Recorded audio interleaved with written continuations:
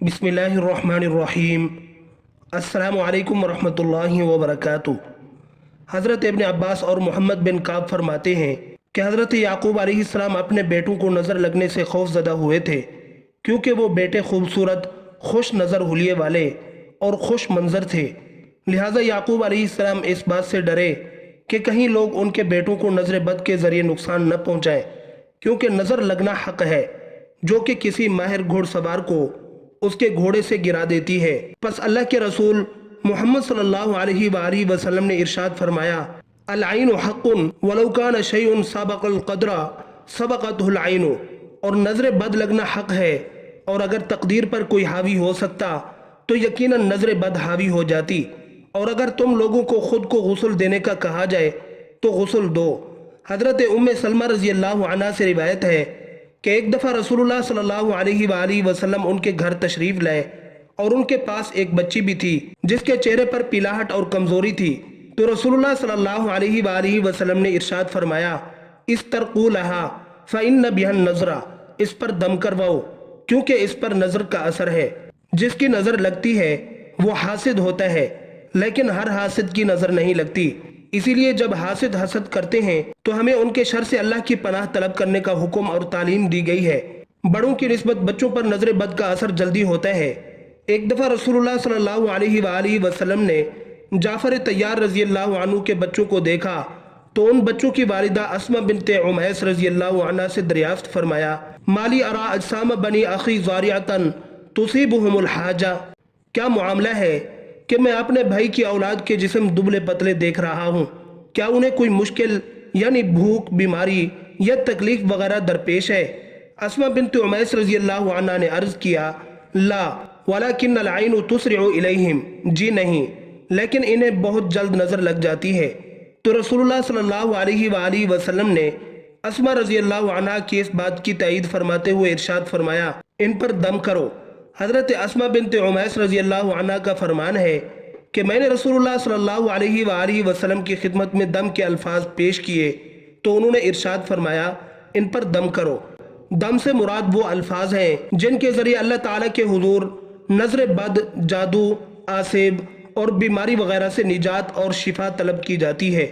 और किसी शक और शुबे के बगैर ये कहना हक़ है कि इस काम के लिए कुरान करीम की आयत मुबारका और रसूलुल्लाह सल्लल्लाहु अलैहि वसल्लम की सही साबित शुदा अहादीस मुबारका में बयान करदा अल्फाज के अलावा कोई और अल्फाज इस्तेमाल करना जायज़ नहीं।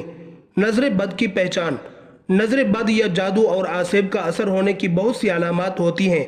कुछ अलामात तो ऐसी होती हैं जिनके ज़ाहिर होने की सूरत में मज़ीद किसी जांच की ज़रूरत नहीं होती, और कुछ अलामात ऐसी होती हैं जिनका सबब कोई जिस्मानी या नफ्सियाती बीमारी या गैर मामूली रवैया भी हो सकता है। लिहाजा हमें अच्छी तरह से ये समझ लेना चाहिए कि किसी पर जिस्मानी मुश्किलात नमूदार होने की सूरत में उसे नज़र बद का शिकार समझ लेने से पहले ज़रूरी है कि जिस्मानी तौर पर उसका तिब्बी मुआयना करवाया जाए और किसी सही मुस्तनद नफ्सियाती तबीब से भी उसका मुआयना करवाया जाए।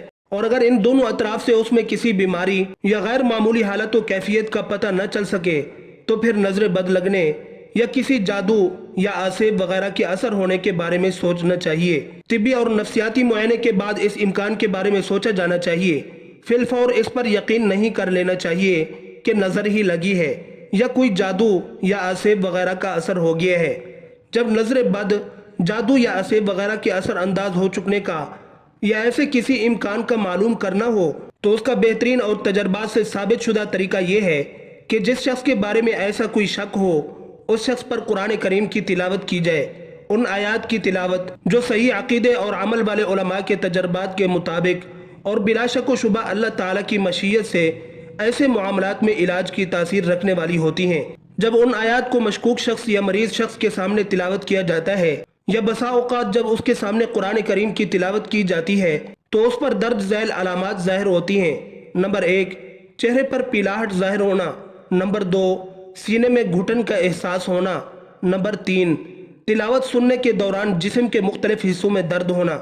नंबर 4, मामूल से ज़्यादा गर्मी महसूस होना। नंबर 5, पसीना आना, ख़ास तौर पर कमर पर पसीने की कमी या ज़्यादती से नज़र की शिद्दत का अंदाज़ा हो जाता है। नंबर 6, पहलुओं में दर्द महसूस होना।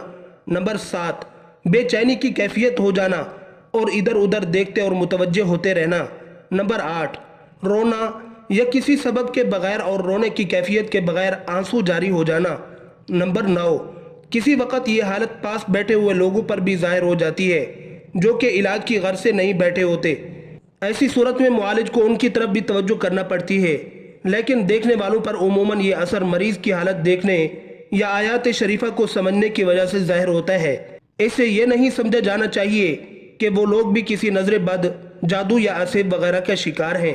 نمبر 10، پہلوؤں کا پھڑکنا اور جسم کے مختلف حصوں کا بلا ارادہ خود بخود حرکت کرنا۔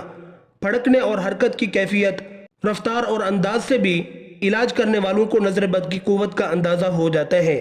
نمبر 11، دل ڈوبنے کی کیفیت وارد ہونا۔ نمبر 12، پٹھوں کا اکڑنا، کھینچنا اور درد ہونا۔ نمبر 13، نیند، نیم بے ہوشی اور بے حواسی محسوس ہونا اور کوئی بھی کام کرنے کی قدرت نہ پانا۔ نمبر 14، پہلوؤں میں ٹھنڈک کا احساس ہونا۔ نمبر 15، کسی طبی اور مادی سبب کے بغیر جسم پر نیلاہٹ اور سبزی میل دھبوں کا ظاہر ہونا۔ نظر بد کا علاج نبوی صلی اللہ علیہ وسلم، وہ دم جو جبرائیل علیہ السلام نے رسول اللہ صلی اللہ علیہ وآلہ وسلم پر کیا، بسم اللہ ارقیکا واللہ یشفیکا من کل داء فیکا من شر النفاسات فی العقد ومن شر حاسد اذا حسد۔